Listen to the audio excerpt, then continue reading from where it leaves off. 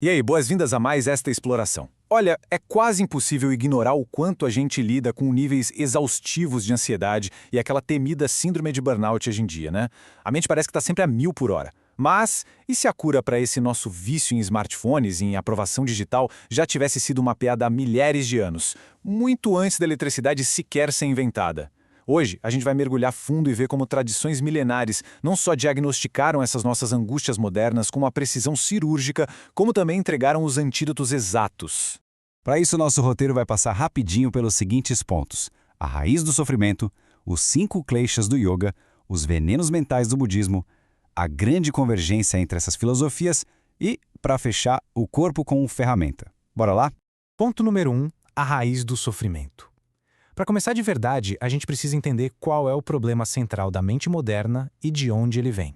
A gente tem essa mania de culpar logo de cara as redes sociais, o excesso de notificações e a nossa sociedade hiperconectada por toda essa exaustão emocional. É muito comum achar que aquela necessidade de validação, ou o famoso medo de ficar de fora, o FOMO, são invenções puramente do século XXI. Mas olha que coisa mais fascinante os textos de base revelam pra gente. Os sábios antigos já estudavam exatamente esses mesmos estados mentais milhares de anos atrás. Pois é, a mente humana já lidava com a ansiedade e com essa busca por reconhecimento muito antes de a internet sonhar em existir. O que mudou mesmo foi só o cenário, porque a natureza do nosso sofrimento interno, essa continua igualzinha. Seção 2. Os 5 kleshas do yoga. O que é muito interessante aqui é como os textos antigos de Patanjali quebraram essas nossas aflições em 5 categorias bem específicas, chamadas de kleshas. O primeiro klesha é avidya, que a gente traduz como ignorância. E detalhe super importante, isso não tem a ver com falta de inteligência, não. É literalmente a base de todo o sofrimento mental, que é a incapacidade de perceber a realidade de verdade. É quando a mente confunde o que é passageiro com o que é permanente. Sabe quando a gente busca aquela validação externa, tipo likes numa foto ou um tapinha nas costas no trabalho, e constrói toda a nossa identidade em cima disso? Pois é, isso gera uma dependência exaustiva de aprovação alheia. E é exatamente dessa ignorância primária que nasce o asmita, o ego. O sofrimento bate na porta quando rola aquela identificação profunda com papéis sociais temporários. A gente acaba acreditando que somos apenas os nossos cargos ou nosso sucesso profissional e esquece a nossa verdadeira essência.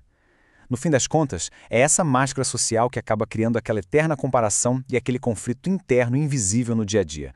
Aí chegamos no raga, ou o desejo. O ponto crucial aqui é que o raga alimenta diretamente as nossas dependências mais modernas e aqueles comportamentos compulsivos. É só imaginar a gente rolando o feed do celular infinitamente, implorando por uma nova dose de dopamina. Raga é justamente isso, esse apego feroz ao prazer e a tentativa constante de repetir experiências gostosas. O que, claro, inevitavelmente gera frustração, já que nada do que vem de fora é constante. E no extremo oposto do desejo, a gente tem o dvesha, que é o medo ou a aversão.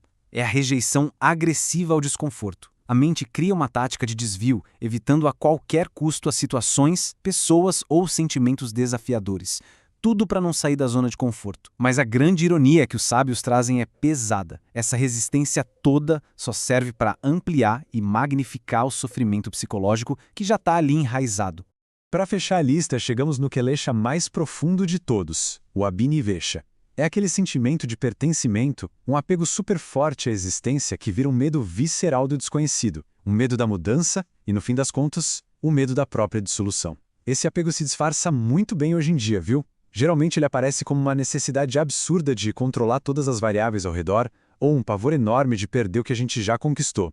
Seção 3. Os venenos mentais do budismo. Vamos dar uma olhada agora na perspectiva budista e ver como isso constrói uma ponte perfeita com o conceito de sofrimento interno que a gente acabou de ver. Olha só que interessante. Em textos sagrados antigos como o Dhammapada, o budismo aponta venenos mentais que literalmente intoxicam a nossa percepção. O primeiríssimo é moha, também traduzido como ignorância. Assim como a gente viu lá no yoga, a mente humana tem uma tendência fortíssima de criar ilusões e de acreditar cegamente nelas. Ela inventa umas narrativas totalmente falsas sobre o mundo e falha em enxergar a realidade com clareza. O segundo veneno é o lobha, que às vezes até aparece como raga, significando o apego. É aquele desejo super intenso de agarrar o prazer, a segurança e a permanência. Só que dentro de um mundo que é totalmente impermanente. Tentar se agarrar a coisas que são naturalmente passageiras é a receita certa para gerar um ciclo infinito de dor psicológica. É a mesma coisa que tentar segurar vento com as mãos. E o terceiro desses venenos principais é o dvesha, a aversão.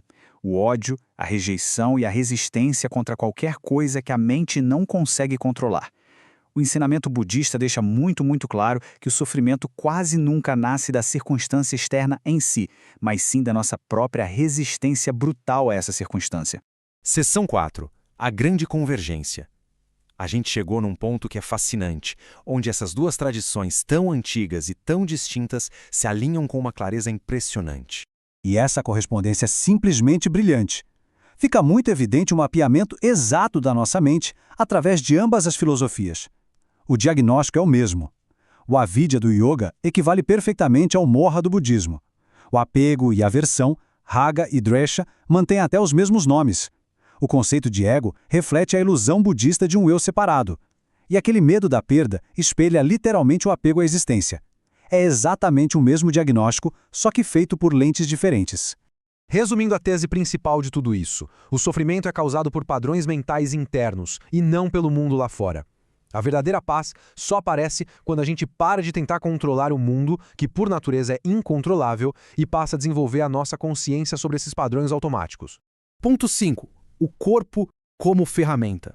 Tá, mas e na prática, como é que a gente quebra esse ciclo? Vamos explorar o antídoto físico para todas essas aflições mentais. Tem uma sabedoria muito poderosa no texto clássico Hatha Yoga Pradipika que diz assim: corpo agitado, mente agitada. Corpo estável facilita mente estável. O que isso nos mostra? Que a prática física que a gente vê nos estúdios não serve só para ganhar flexibilidade. Na verdade, trabalhar as posturas é, na essência, estabilizar o próprio sistema nervoso central. E esse processo todo funciona em 3 passos bem práticos. Primeiro vem a consciência, que é conseguir observar os pensamentos sem virar refém deles. Depois, a disciplina, que é treinar a respiração e o corpo justamente para baixar o volume da agitação interna. E, por fim, a compreensão, o momento em que a gente reconhece que os pensamentos e as emoções são totalmente passageiros. Fazer isso cria um espaço vital entre o estímulo externo e a nossa resposta automática. E aqui a gente faz um contraste fundamental. Fazer as posturas lá no tapete de yoga é só o ponto de partida, é só o nosso laboratório de testes.